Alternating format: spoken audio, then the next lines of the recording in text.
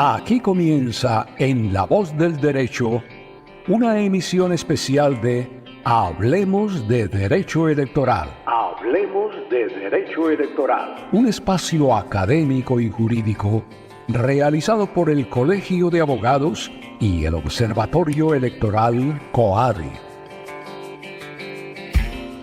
Hablemos de Derecho Electoral. Hablemos de Derecho Electoral. Un programa de reflexión, conocimientos, divulgación electoral y temas afines para fortalecer la democracia. Dirigido por el exmagistrado y presidente del Colegio de Abogados, Dr. Carlos Ariel Sánchez, hablemos de Derecho Electoral. Hablemos de Derecho Electoral. Muy cordial saludo a todos nuestros oyentes, seguidores y miembros de la comunidad jurídica, en especial a quienes integran el campo del derecho electoral. Mi nombre es Wilson Castaño, soy politólogo y abogado, miembro del Colegio de Abogados y del Observatorio Electoral COADE, y me complace enormemente darle la bienvenida a una nueva emisión de nuestro programa Hablemos de Derecho Electoral, un espacio académico y de análisis profundo desarrollado en asocio con el programa La Voz del Derecho del doctor José Gregorio Hernández. Hoy tenemos el gusto de abordar un tema de gran relevancia y de actualidad en la práctica del derecho electoral, la doble militancia y las reglas de valoración de los mensajes de datos y los documentos. Para ello, nos honra acompañarnos el doctor Richard Areiza, abogado titulado especialista en Derecho Electoral de la Universidad Sergio Arboleda. El doctor Areiza es también auditor interno en sistemas de gestión de calidad en procesos electorales, formación avalada por el ICONTEC. Fue funcionario de la Registraduría Nacional del Estado Civil y es el fundador de Conciencia Electoral, una iniciativa nacida en el año 2020 como un holding empresarial con enfoque no partidista, pero altamente profesional, dedicada a la asesoría, capacitación y acompañamiento de procesos electorales en la región del eje cafetero. Además, él es asesor de procesos electorales y litigante ante el Consejo Nacional Electoral y el Consejo de Estado. Doctor Areiza, bienvenido a este espacio. Gracias por acompañarnos. Lo invito para que usted mismo se presente a nuestra audiencia. Doctor Wilson, muchas gracias. Un cordial saludo para usted, para todas las personas que nos están viendo a través de las redes sociales, los medios de comunicación y bueno, para que compartan este video entre todos sus compañeros, colegas y amigos y un cordial saludo para el COADE. Bueno, gracias por la presentación. Richard Areiza desde el departamento del Quindío y aquí estamos para hablar de derecho electoral, de esos temas que son tan complejos, tan sensibles y que a la vez son de gran relevancia para todas las personas que nos escuchan. Así es, doctor Areiza. Muchísimas gracias nuevamente por acompañarnos. El tema que hoy nos convoca ha cobrado especial relevancia en la agenda jurídica y política nacional, pues recientemente el Consejo de Estado ha declarado la nulidad de la elección eh, de distintos funcionarios de elección popular bajo la figura de la doble militancia. Pero, ¿qué es exactamente la doble militancia? En términos jurídicos se entiende como la conducta de un candidato o miembro de un partido político que apoya o promueve activamente la candidatura de otro aspirante inscrito por un partido distinto, contrariando así los principios de lealtad y coherencia partidaria. Esta figura fue consagrada para preservar la pureza del proceso electoral, proteger la identidad programática de los partidos y garantizar que el respaldo político se canalice conforme a las reglas del sistema. Y precisamente uno de los puntos más controvertidos en la actualidad es la forma en la que se acredita esa conducta, especialmente a través de medios electrónicos, mensajes de datos, redes sociales, grabaciones y demás elementos probatorios que se presentan ante la jurisdicción contenciosa. En este sentido, y para comprender con mayor claridad el alcance jurídico y probatorio de esta figura, eh, doctor Areiza, ¿cuáles son las generalidades de la doble militancia como causal de nulidad electoral? Es decir, ¿qué la configura? ¿Qué normas la regulan? ¿Y cuál es el impacto en el proceso electoral? Bueno, de forma general, la doble militancia está regulada en la Ley 1475 del 2011, en su artículo segundo, que nace de una prohibición legal que no puede entenderse como una inhabilidad, una incompatibilidad como tal, pero nace como una prohibición de raigambre constitucional, porque es una ley estatutaria. Entonces, lo que se prohíbe aquí es que esas personas, los ciudadanos comunes y corrientes, que se afilian a un partido político para ser militantes, porque cuando se afilia a un partido político es que esa persona en sí se vuelve militante de ese partido y entonces adquiere unos derechos, unos deberes, unas obligaciones, unas características para poder participar allí. Entre esos, poder tomar decisiones dentro del partido, participar con voz y voto incluso para elegir las juntas directivas municipales, departamentales, nacionales, e incluso de cómo van a ser esas listas a los diferentes cargos de elección popular, si lo que se denomina lista abierta, lista cerrada, si van a ir a una consulta, no hay una consulta. Eso es la característica de un militante dentro de un partido político. Entonces, más allá de eso, cuando un militante adquiere estos derechos y estas obligaciones, muy bien lo explicado usted ahora, doctor Wilson, entonces es para tener una lealtad partidista. Es decir, que si una persona hace parte del partido de la Guayaba, pues está identificado con el partido de la Guayaba para poder llevar a flote esos ideales, esas situaciones que se plantean allí. No obstante, pues esa persona también tiene la libertad de poder renunciar, porque pues, no está atado para que esté allí. Pero si no obra esa denuncia, no media esa denuncia y se pasa al partido de la Manzano, y allí también empieza a hacer ese proselitismo dentro de esos partidos, allí hay una doble militancia. ¿Por qué? Porque está inscrito tanto en el partido de la Guayaba como en el partido de la Manzana. Es decir, está militando doblemente, tomando dobles decisiones en dos partidos distintos. Entonces, lo que prohíbe esta norma, lo que prohíbe en sí el artículo segundo de la ley 1475 es que esa persona esté en dos partes. Entonces, lo que se da allí es de que, hombre, pues si estás dentro de un partido, sé leal, disciplinado con ese partido y saca los ideales adelante. Si no vas a estar, renuncia, apártate y entonces te puedes pasar a otro partido. Pero la doble militancia se da en cinco modalidades diferentes. Ha establecido Consejo de Estado, sección quinta, la sala especializada del Consejo de Estado en temas electorales, y entonces se ha dicho que va en varias vías. Una de estas vías, a grosso modo, es lo que tiene que ver con los ciudadanos, es decir, pertenecer simultáneamente. Pepito Pérez pertenece al partido de la Guayaba, pero a la vez pertenece al partido de la Manzana. Entonces lo que se le dice allí es renuncia para que participe en el uno o en el otro para que no vaya a tener esa prohibición de raigambre constitucional. Dos, si un militante pertenece a un partido y participa en una consulta para elegir quiénes van a ser los candidatos a los diferentes cargos de elección popular, entonces debe someterse a lo que allí quedó establecido. Es decir, si Pepe y Manuel se someten a la consulta y gana Pepe, Manuel no puede decir al otro día, me voy, y respetando los resultados de la consulta. Entonces, esta persona debe quedarse allí en este partido para poder que no vaya a tener esa prohibición que está establecida. La tercera vía es para quienes están en una corporación pública, es decir, quienes adquieren una curul por un partido, van a una elección, ganan la elección, llegan a la corporación y entonces están allí. Entonces se dice que para poder quedar libre, para no estar allí en curso, inmerso en esa situación de doble militancia, debe renunciar 12 meses antes del primer día de inscripciones. Es decir, ¿cómo puedo saber yo esa situación? Reviso el calendario electoral, ya reviso las fechas y entonces desde allí determina el primer día de inscripciones. Ejemplo, a grosso modo, va a ser el 29 de marzo del 2026 las próximas elecciones. Yo debo renunciar a más tardar al 28 de marzo del 2025, 12 meses antes del primer día de inscripción, para no quedar, por así decirlo, inhabilitado, inmerso en esa prohibición que me establece la norma frente a estos casos. La cuarta situación que se propone allí son los miembros de organizaciones políticas, y esa es la que se ha denominado doble militancia en modalidad de apoyo. Es decir, esas personas que participan para un cargo de elección popular, se inscriben para un cargo de elección popular por el partido de la Manzana, hacen todo el proselitismo por el partido de la Manzana, pero de forma paralela o de forma simultánea están apoyando candidatos del partido de la Guayaba.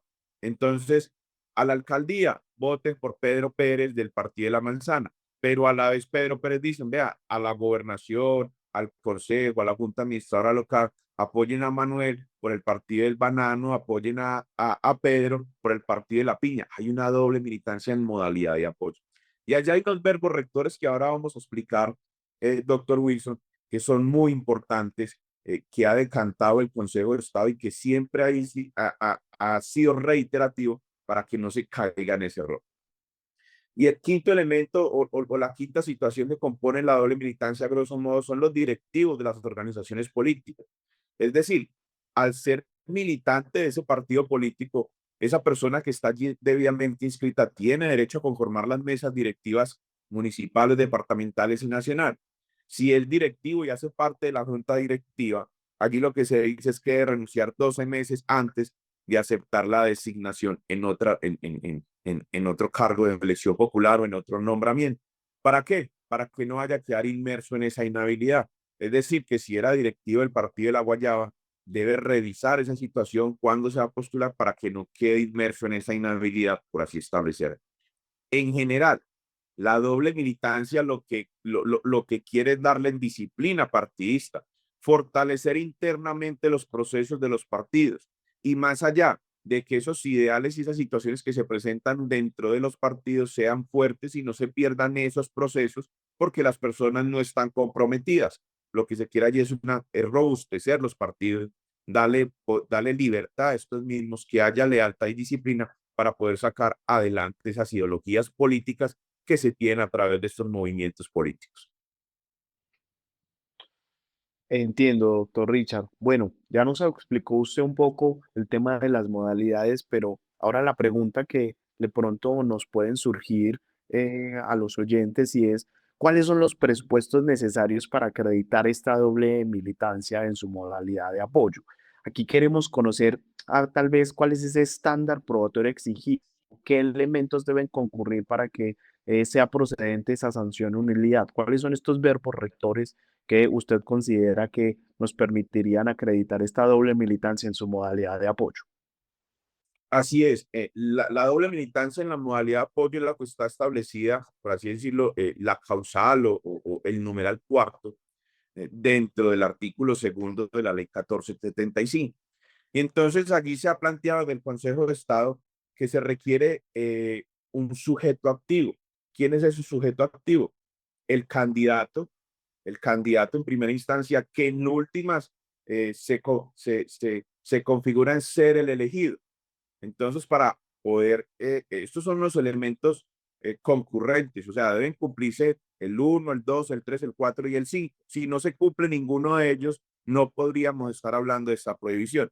Entonces, el primer elemento es lo que tiene que ver con el tema, el sujeto activo, ese candidato que posteriormente pasa a ser ¿qué? El elegido. Entonces, esa es la persona que debemos identificar. ¿Y cómo se identifica? Tocando un tema probatorio. Lo que corresponde con los formularios de inscripción es E6, C7 y E8, inscripción, modificación y aceptación de candidatura. Allí yo demuestro que es un candidato. Y finalmente con el acta declaratoria de elección que otorga la registraduría. Ese es el primer elemento. El otro es el extracto normativo. Y entonces lo que se establece allí es que doble militancia en modalidad de apoyo. Entonces lo que dice allí es quien apoye a un candidato distinto al de su colectividad, se le declara nula su elección. Y entonces, ¿qué es apoyar? Entonces, el Consejo estaba establecido de que ese apoyo no requiere ser de trato susceptivo, continuo, sino que solamente requiere una única acción. ¿Y esa acción qué puede ser? Puede ser un mensaje escrito, puede ser un mensaje de voz, fonoaudiólogo que se escuche, o puede ser algo alusivo a una campaña diferente al de estos. Entonces, eso es lo que establece de forma general. El elemento temporal, lo ha establecido el Consejo de Estado, pues que, hombre, únicamente sí se puede establecer que hay doble militancia desde que se inscribe el candidato hasta el día de las elecciones. ¿Por qué? Porque es el momento de la campaña política, es donde efectivamente se está haciendo campaña y propaganda electoral para que se salga adelante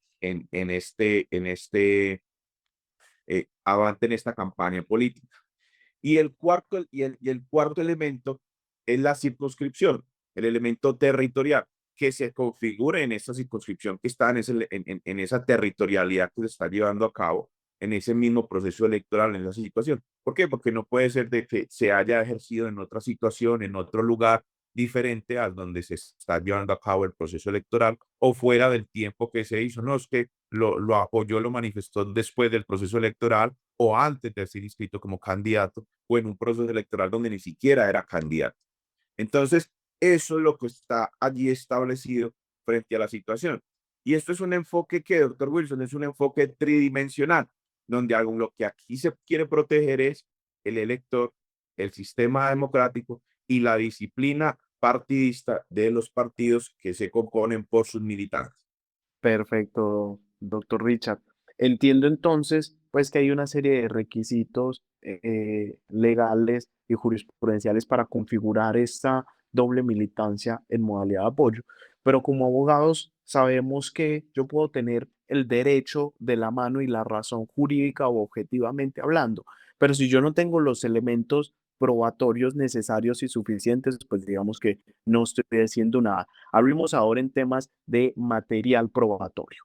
¿Cómo se valoran las grabaciones, las fotografías durante una campaña política, pues en el contexto de un proceso de nulidad electoral? ¿Qué peso tienen estas pruebas frente a otros medios en el entendido en que esta modalidad de apoyo por lo general se circunscribe pues a videos de la campaña, fotografías de la campaña y demás? ¿Cómo se valoran las grabaciones y fotografías durante una campaña electoral? Así es, doctor Wilson. El esquema general, a grosso modo, de una campaña es, pues, el candidato, su equipo de asesores, lo que tiene que ver en este caso, y que se ha denominado y que ha avanzado a grandes rasgos con el tema del marketing, el posicionamiento del candidato, la movilización del voto, en fin. Pero se ha perdido, como se ha vuelto el proceso electoral tan amplio, se ha perdido ese control sobre ciertas situaciones. Entonces, lo que se ha acostumbrado y lo que se está acostumbrando y está empezando a sancionar el Consejo de Estado por ese descuido es el manejo de las redes sociales. Entonces, la campaña tradicional era que donde salía el candidato con sus volantes, entregaba los volantes, las tarjetas, decían, hey, vote por mí, este es mi programa, o iban a reunión, lo invitaban y pues sencillamente allí manifestaba cuál era su programa, su proyecto de gobierno, sus ideales para que votaran por él. Pero en esos momentos no había el avance tecnológico que hoy en día. El tema de las herramientas de conexión digital, el tema de las redes sociales, todo lo que tiene que ver con masificación del mensaje. Entonces, se ha apuntado a esta situación. En su momento, en primera instancia, el Consejo de Estado y el Consejo Nacional Electoral manifestaban y decían que pues allí no se configuraba propaganda ni campaña electoral porque no tenían esa potencialidad de poder viralizar un mensaje que llegara a grandes aspectos. Entonces, esta situación quedó allí, pero con el evolucionar del tiempo y que las redes sociales empezaron incluso a sectorizar las personas por edades, por sexo, por ideologías, entonces el mensaje se pudo potencializar mucho más. Ese mensaje que está allí depende única y exclusivamente del candidato, de la persona que maneja la red social. Es decir, ¿qué ha dicho el Consejo de Estado?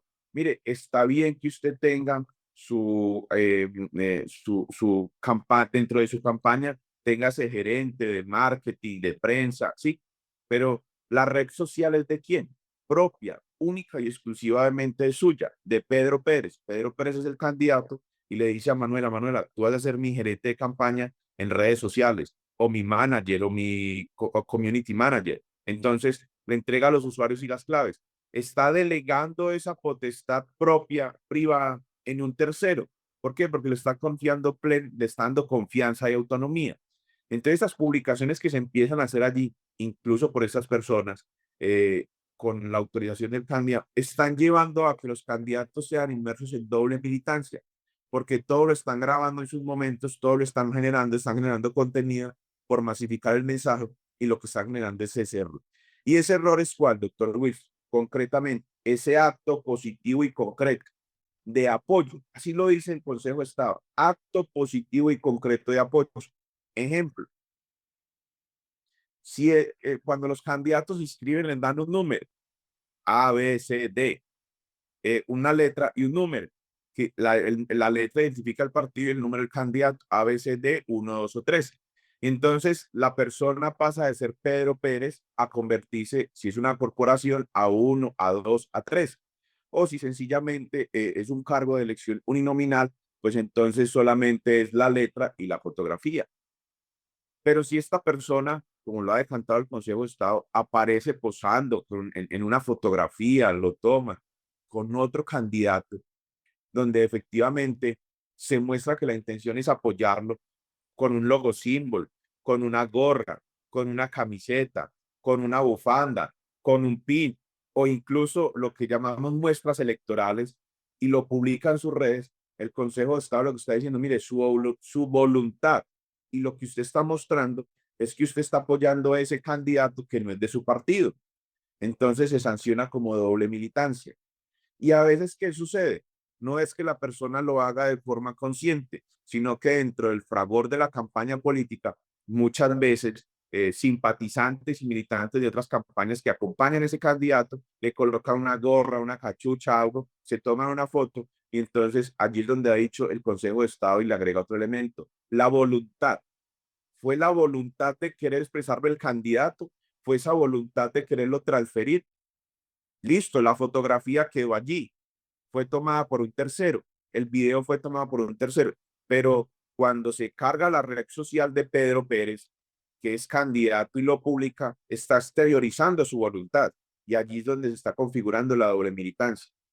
Otro caso de esos, pasando de la fotografía al video, es cuando Pedro Pérez dice, aquí estamos en campaña, gracias por acompañar a Manuela, Manuela va a ser nuestra próxima alcaldesa, recuerden que Manuela va a ser alcalde por el partido de La Piña, y yo, Pedro Pérez, soy del partido de La Guayaba para que voten por mí, nos acompañen, porque si no tenemos alcalde y gobernador no podemos hacer nada. Se configura la doble militancia. ¿Por qué? Porque le está diciendo a viva voz, vote por Manuela de este partido que es diferente al mío. Entonces se está configurando la doble militancia en modalidad de apoyo y lo está expresando de forma generalizada. Pero también se ha generado a mí que, doctor Wilson y oyentes, que se ha planteado ante el Consejo de Estado que se dice que estos son derechos fundamentales y que son derechos fundamentales a la imagen, a la intimidad, a la habeas data, y que eso está establecido en la Constitución Política en su artículo 29. Entonces, el Consejo de Estado ha analizado estas situaciones a través de los diferentes fallos y ha dicho, venga, pero el lugar donde se llevó a cabo esos eventos o estas situaciones proselitistas fue un lugar privado o semiprivado. El carácter de la información que se está manejando allí es una situación pública o privada. Y cuando empieza a diferenciar estas situaciones y dice, mire, es que usted es un candidato y usted lo dijo en una campaña, en una plaza pública, no se lo dijo una sola persona en una conversación privada de campaña, sino que usted se lo exteriorizó a más de 20, 30 personas. Entonces usted ya está pasando de un lugar privado a un lugar público, porque era una plaza pública, porque ya no era una sola persona, un evento semiprivado privado, no era un evento masífico. Y además también, ¿qué se hace? Se expone el mensaje a través de redes sociales o se transmite, es decir, se está llegando a muchas más personas de las que quería. Entonces, allí es donde se ha establecido eso con las fotografías y los videos. Ahora bien, las redes sociales han jugado un papel fundamental porque no solamente se tiene esa evidencia, sino que cuando se publican estos medios, lo que se hace es, cuando uno le da a compartir a través de una red social o una mensajería de texto instantánea, WhatsApp, Telegram, como se llame, se envía un link y ese link es un mensaje de datos. Entonces, esos mensajes de datos también son elementos probatorios. ¿Por qué? Porque está masificando el mensaje de lo que hay allí establecido. Entonces, esta situación ha generado muchos debates jurídicos en torno al tema de la doble militancia que se han ido analizando, que se han ido escudriñando por parte del Consejo de Estado y colocando una barrera a esta situación, en razón a que de esta forma se masifica el mensaje y que a pesar de que muchas campañas hacen la tarea muy bien y todo, pero por el desconocimiento y el afán de querer promover una campaña, se está generando esta doble militancia en modalidad de apoyo. Entiendo, doctor Richard, entiendo que el punto álgido entonces está como en las publicaciones que se generan en redes sociales. Pero siendo un poco digamos, precisos para que esta información le quede a nuestros oyentes. Referente a las publicaciones que se realizan en redes sociales durante una campaña electoral, ¿pueden considerarse como propaganda electoral? Así es, doctor Wilson. Las mismas y van en dos vías. Una, que es importante establecerlo, una si se hace fuera del término legal que establece la norma la 1475, se puede considerar como propaganda electoral extemporánea, porque el Consejo Nacional Electoral ya estableció que allí sí se puede hacer propaganda electoral. Y frente al Consejo de Estado, las publicaciones que se hagan allí, se determinen allí, pueden llegar a tener la virtualidad de poder generar la nulidad electoral en la modalidad de doble militancia, modalidad de apoyo. ¿En razón a qué? A que las publicaciones que se hacen a través de un perfil y una red social son propias. Es decir, eh, eh, por así establecerlo en el mundo terrenal, en lo que estamos hablando Wilson y Richard, pero a través de los medios tecnológicos de todo esto tenemos un perfil y te encuentro como Wilson y te encuentro como Richard y hablamos, interactuamos y yo confío en lo que tú me dices y tú confías en lo que yo te digo. Entonces estamos teniendo una interacción y lo que estamos allí es la expresión de la voluntad de cada una de las personas y lo que se publique allí genera la virtualidad y tiene la potencialidad de generar esa doble militancia en modalidad de apoyo. Por eso es que es ser muy cuidadosos en esas situaciones que se hacen. ¿Por qué? Porque son estos los perfiles que se están generando, los que se están llevando a cabo para poder generar esa doble militancia ante el Consejo de Estado. Bueno, doctor Richard, si entramos a un punto bastante álgido y creo que bastante del raigambre del derecho probatorio y es cuál es ese versus o esa dicotomía o cómo se entiende ese análisis entre un mensaje de datos y un documento. ¿Cuál es ese estándar probatorio? ¿El mensaje de datos o el documento propiamente dicho? Bueno, en el tema de la doble militancia, el 90% de los elementos materiales probatorios que se llegan allí son documentos. Y el documento es que se entiende todo lo que está en un papel, impreso, inmerso, puesto en ese papel. Entonces eso es un documento. Y el Código General del Proceso establece que estos documentos que están allí, que contienen voz, imagen, o que está plasmada allí la captura de la imagen, o que se extrae de la red social, se presumen auténticos, ¿sí? ¿Qué es un mensaje de datos? Se desarrolló a través de la ley 527 del 99. Y entonces lo que se dice es de que, hombre, ese mensaje de datos es que genere esa inalterabilidad, que su reproducción es auténtica. ¿Y eso cómo se denomina? Vínculos o links. Entonces, cuando yo envío un vínculo, un link, le digo, ingresa este link para la videoconferencia, ingresa este link para que se registre. Ese es un mensaje de datos. ¿Por qué? Porque es a través de un sistema tecnológico, mientras que los documentos son lo que todo se incorpora allí. Entonces, ¿qué ha sucedido a grosso modo? Las personas ingresan a la red social de un candidato y dicen, mire, ahí publicó la imagen con el logo símbolo apoyando o haciendo, y le toman un pantallazo, un screenshot, o sencillamente lo recortan en el computador o le toman una fotografía o graban la pantalla. Entonces, ya no es un mensaje de datos, sino que se entiende como un documento, incorporado como un documento. Y entonces aquí ya se rige por las normas del Código General del Proceso. A diferencia es cuando se dice, mire, es que yo grabé con mi propio celular la campaña donde estaba manifestando y yo estaba diciendo que apoyaba a un candidato diferente. A pesar de que eso no se publicó, yo lo grabé con mi teléfono. Ah, bueno, entonces vamos a aplicarle el mensaje de datos porque debemos de revisar que ese video, esa imagen no esté sobrepuesta, que no haya una alteración de imágenes, todo lo que tiene que ver con estos informes técnicos o pruebas periciales que hacen los expertos. Entonces, que es una recomendación que les doy a muchos de los jurídicos, es de que, hombre, a pesar de que se desconoce o se tacha de falso, cuando es un documento, la carga probatoria le corresponde al demandado demostrarlo. Mire, esa imagen que está ahí en ese documento, si bien es cierto es Pedro Pérez, no corresponde a esa escena real. Aquí está la fotografía. ¿Por qué? Porque eso fue alterado por inteligencia artificial o las imágenes están sobrepuestas en el video que grabaron o ese es el video original que se publicó y lo cortaron.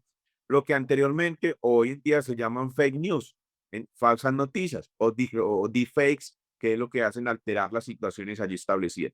Entonces, ese es el gran debate que hay.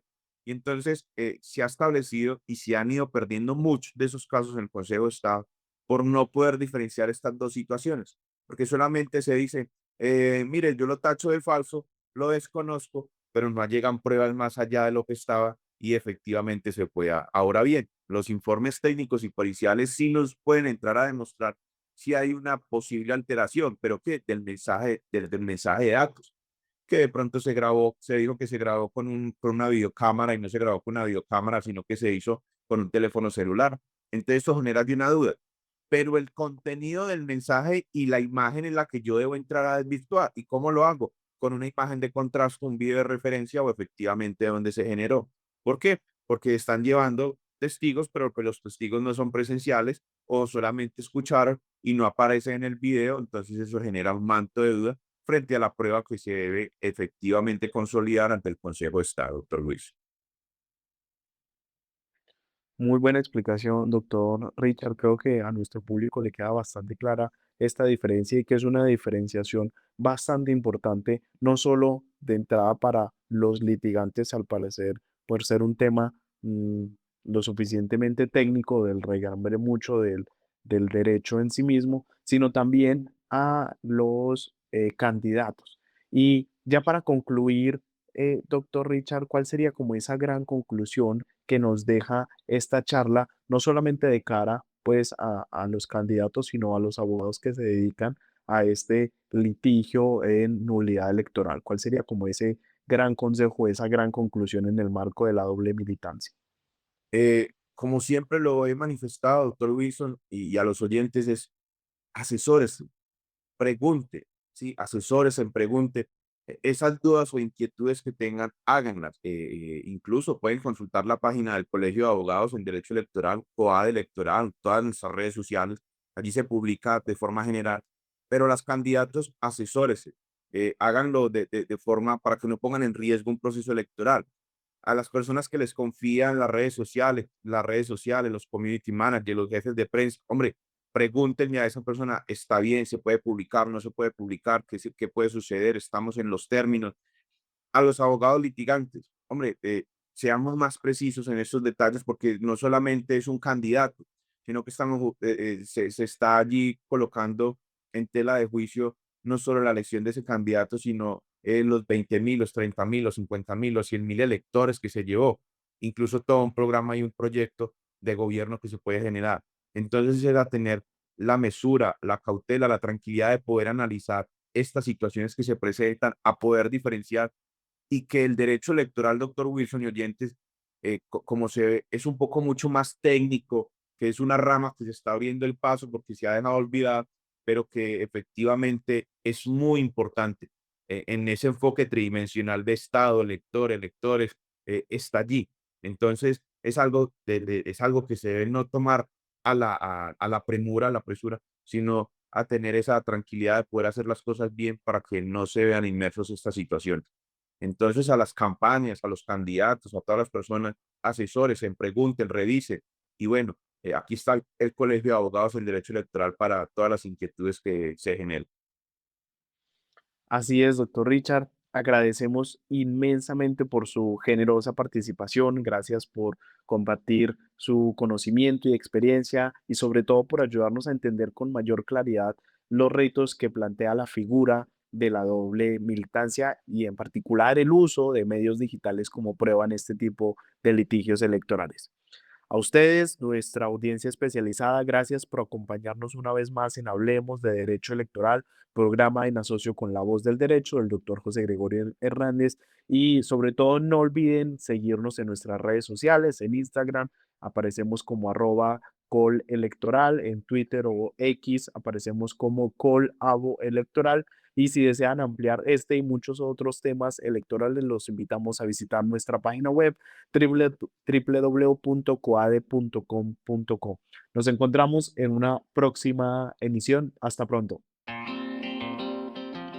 Aquí termina en La Voz del Derecho una emisión especial de Hablemos de Derecho Electoral.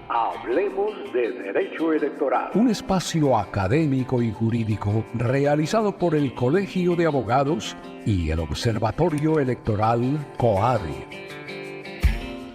Hablemos de Derecho Electoral. Hablemos de Derecho Electoral. Un programa de reflexión, conocimientos, divulgación electoral y temas afines para fortalecer la democracia. Nos esperamos pronto en una nueva emisión aquí en La Voz del Derecho.